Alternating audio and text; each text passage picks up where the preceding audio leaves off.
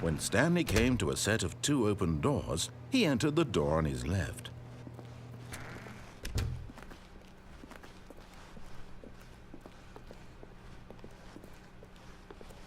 Yet there was not a single person here either. Feeling a wave of disbelief, Stanley decided to go up to his boss's office.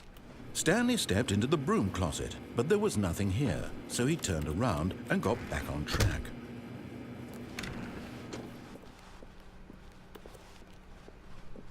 Coming to a staircase, Stanley walked upstairs to his boss's office.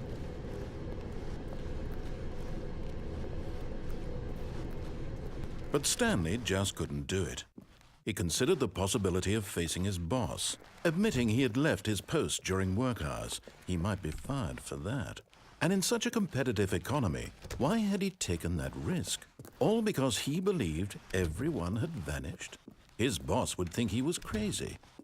And then something occurred to Stanley. Maybe, he thought to himself, maybe I am crazy. All of my co-workers blinking mysteriously out of existence in a single moment for no reason at all? None of it made any logical sense. And as Stanley pondered this, he began to make other strange observations. For example, why couldn't he see his feet when he looked down? Why did doors close automatically?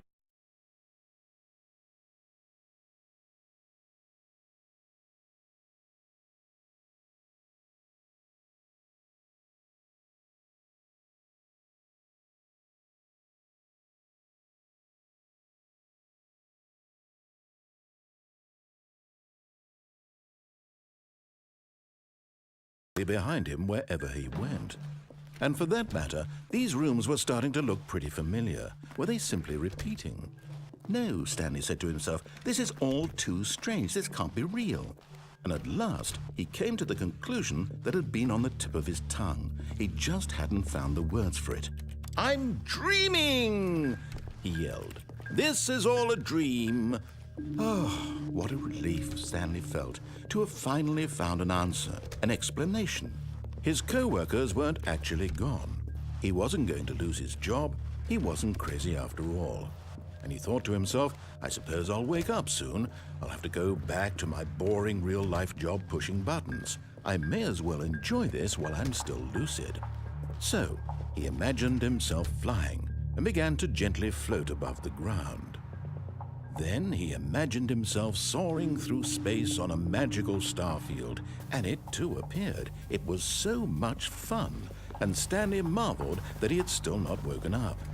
How was he remaining so lucid?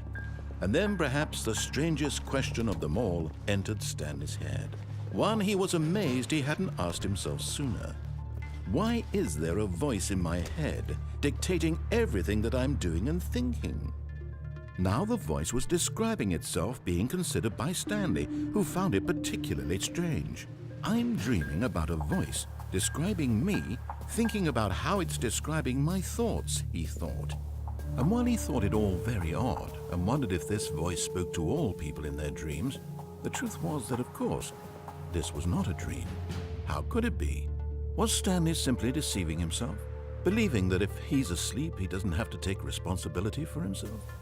Stanley is as awake right now as he's ever been in his life. Now, hearing the voice speak these words was quite a shock to Stanley. After all, he knew for certain, beyond a doubt, that this was in fact a dream. Did the voice not see him float and make the magical stars just a moment ago? How else would the voice explain all that? This voice was a part of himself too. Surely, if he could just... He would prove it. He would prove that he was in control, that this was a dream. So he closed his eyes gently, and he invited himself to wake up. He felt the cool weight of the blanket on his skin, the press of the mattress on his back, the fresh air of a world outside this one. Let me wake up, he thought to himself. I'm through with this dream. I wish it to be over. Let me go back to my job. Let me continue pushing the buttons. Please, it's all I want. I want my apartment and my wife and my job. All I want is my life exactly the way it's always been. My life is normal. I am normal. Everything will be fine. I am okay.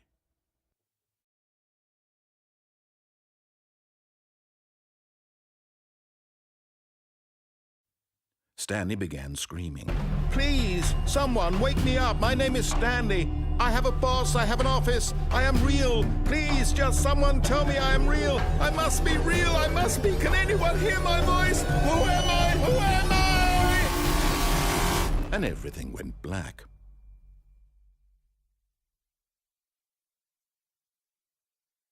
This is the story of a woman named Mariella. Mariella woke up on a day like any other. She arose, got dressed, gathered her belongings, and walked to her place of work. But on this particular day, her walk was interrupted by the body of a man who had stumbled through town talking and screaming to himself, and then collapsed dead on the sidewalk. And although she would soon turn to go call for an ambulance, for just a few brief moments, she considered the strange man. He was obviously crazy. This much she knew. Everyone knows what crazy people look like. And in that moment, she thought to herself how lucky she was to be normal. I am sane. I am in control of my mind. I know what is real and what isn't.